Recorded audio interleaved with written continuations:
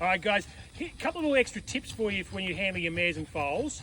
Now, an important thing with these foals is they're really quick at this age and they're hard to see, especially behind these big mares. So what we tend to do is we always say, see how Ari's got a lovely short lead here on the mare? And what he'll do as he's walking along, he's not going to be able to see where the foal exactly is all the time. He'll keep his hand up quite high. So quite often what will happen is the foal will actually dart between you and the mare. Now, if you're walking on a big loose lead, that foal darts between you and the mare, it gets caught up in that lead. You've heard of foals dying like that, haven't you? The worst one I've ever seen actually was when then the handler let go of the lead and the rope actually wrapped around the foal's neck. That did not end well. So we always say, so he's got a lovely short lead there. He's going to stay as close to the mare as he can possibly, because then it stops that happening. But you never know, these little guys are quick, they dart around, and I'll be at the back just making sure the foal is following. I'll be at a distance so the foal is going to follow by itself, not with me forcing it. So he's quite precocious and he doesn't want to go in his stable anymore. So we actually need two people to put him in and out now. Bit cheeky, hello. All right. Onward. Anna. Oh, Anna. Anna. Sorry, the poodle is coming in to help handle the foal. There she is.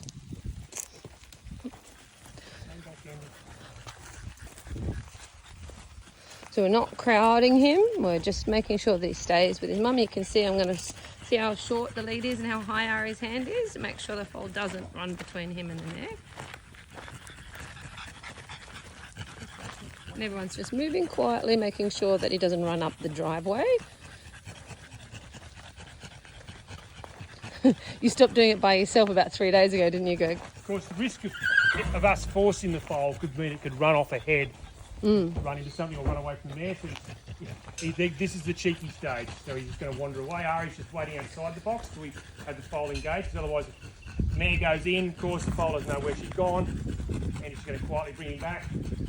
And he's coming in for a rest because he hasn't completely let his tendons down.